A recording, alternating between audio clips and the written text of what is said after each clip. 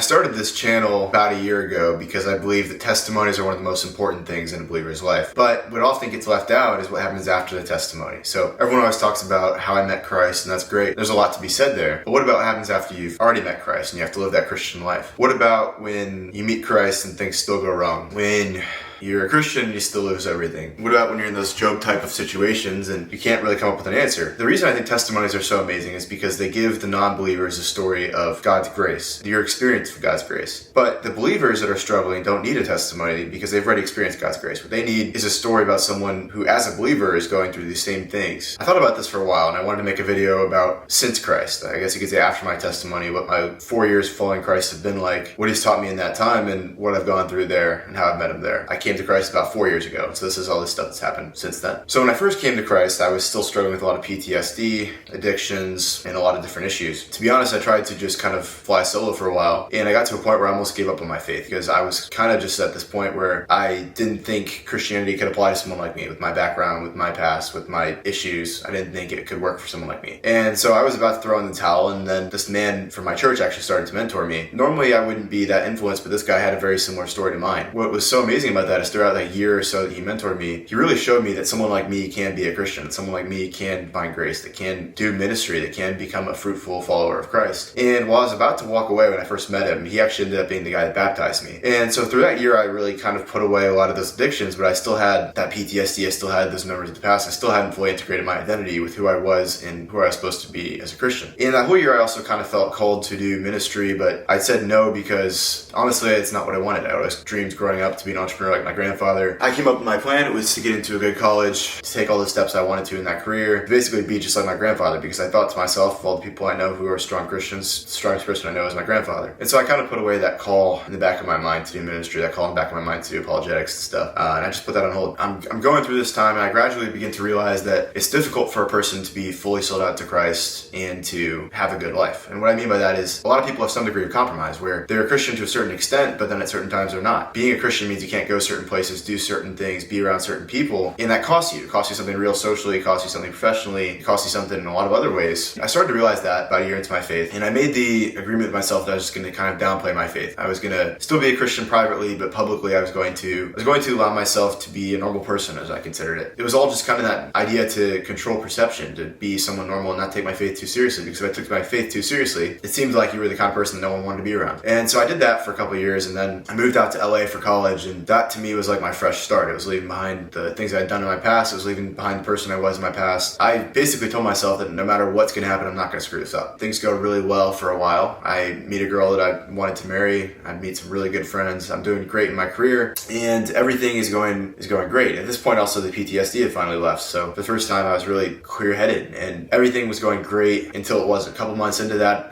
depression started to hit me, and don't know. I was in the depths of despair that I haven't been in a long time. I didn't know what was going on. I had everything I wanted out of life, and I was miserable. I had this sense that I wasn't doing what God wanted me to do, and I had this sense that this wasn't the life God had for me, even though it was the life I wanted. And so I kept pursuing harder. I kept trying to do better with that. I kept trying to make all the things work. Along the way, it became really a conflict between that life I wanted and God, because the entire time I knew that what I was doing and who I was not who God called me to be. There was a conflict between the life I was living and the life I felt called to live, and I kept trying to shove it down, but eventually I just said, no, I'm going to choose this life. I sort of stepped away from my faith and got into some pretty bad sin habits and hurt a lot of people, because the thing is when you're really depressed and you have no faith to hold you back, you tend to make decisions that hurt people more than they should, because it doesn't seem like it matters when nothing else seems like it matters. I made a lot of decisions that hurt a lot of people, walked away from my faith, and I was clinging to this life and just trying to make it work. I kept thinking if I did it right, if I kept trying hard enough, I'd find happiness, and I had all the things, so I just had to get them in the right order and everything would be okay. And what happened was everything fell apart. Lost that relationship, lost those friends, lost that career, lost that job. I was transferring schools, so I was behind a couple years academically, starting over with nothing. My mental health was down the drain, and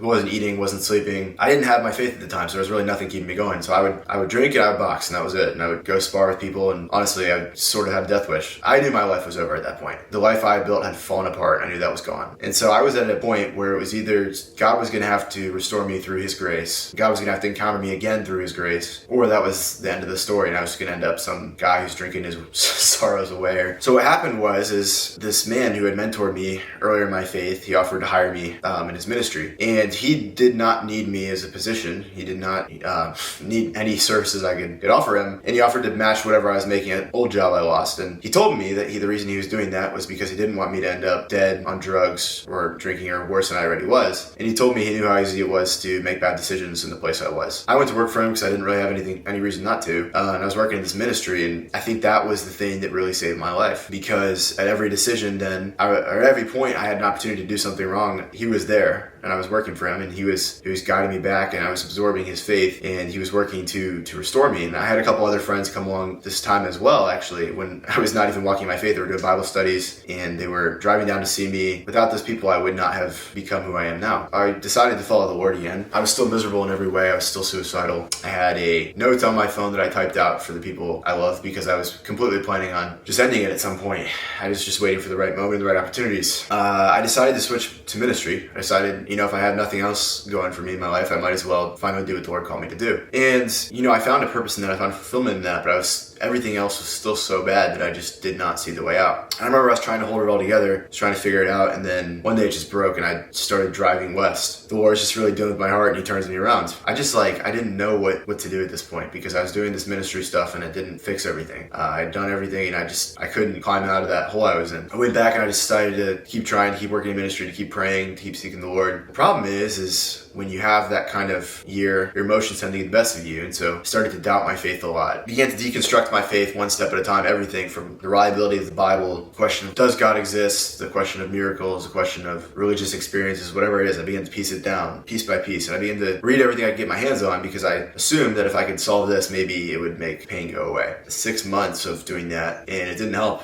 It didn't help at all. I already knew all the arguments, I already knew all the counter arguments from when I was an atheist, and I didn't learn anything new. I just kept circling that despair. And I began to read Kierkegaard a lot, and Kierkegaard was actually the only person I read at this time that actually helped me, because I felt that Kierkegaard actually understood it. He understood what it was like to be an individual before God, to be in despair, to be taken by this sickness unto death, as he called it. And it was through Kierkegaard that I really began to piece together what it meant to follow the Lord, what it meant to be a Christian before the Lord. One of my professors from when I was in LA actually was mentoring me the whole year. He kind of walked me through every step of this process. It was his love and his grace that really began to show me that this new life that God was building for me, I could live, and that this new life God was building for me could be something that I want and something that I enjoy. So I got to the point where I was again certain of everything, and I had this pain, this loss, and I realized basically that my only two options were either to surrender it to the Lord and to kind of accept the life that he's given me now, or to carry it and let it keep eating away at me. I eventually decided to lay it down, and I decided to keep doing apologetics, keep doing ministry, keep mentoring people, to keep serving the Lord. And it was really through that the Lord lifted me from this despair, that he kind of pulled me out of it. It was through helping others, it was through mentoring others, through doing apologetics, through doing what God has called me to do, that I was really healed through it. And it's kind of funny how that works, because a lot of times, you think helping others, that they're the ones being helped, but it's really most of the time you that's being helped by it. If I look back on that year, it was the worst year of my life by far, and it was just the grace of the people that God sent in my life, the right people at the right time, the right situations, the right people to mentor, the right people to be mentored by, the right books to read, the right amount of time to have. It's kind of funny, because I look at a year where every single thing I tried failed, but I also look at a year where I learned to have faith in the Lord, and not just certainty, but actually faith. The reason I'm recording this now is because this channel I initially started as testimonies, and I intend to keep doing some of those, but I'm going to be pivoting more toward apologetics content as well, because that is what I believe the Lord has called me to do. And because not only does apologetics help the unbeliever, but I think it helps the believer as well. And not only the apologetics, it's like the facts and the arguments, but people like Kierkegaard, people like that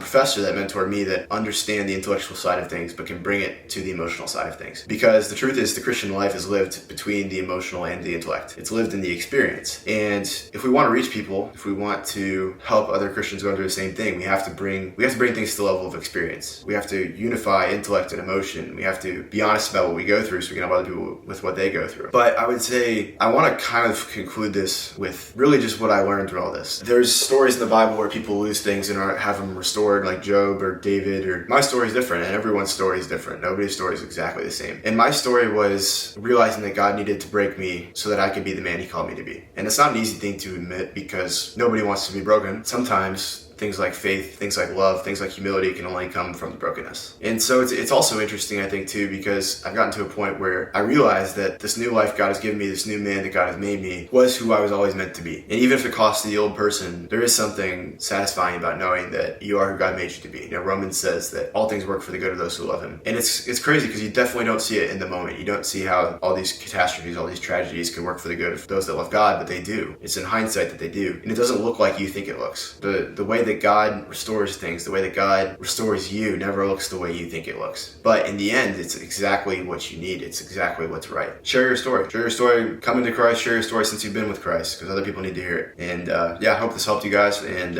hope to see more of you.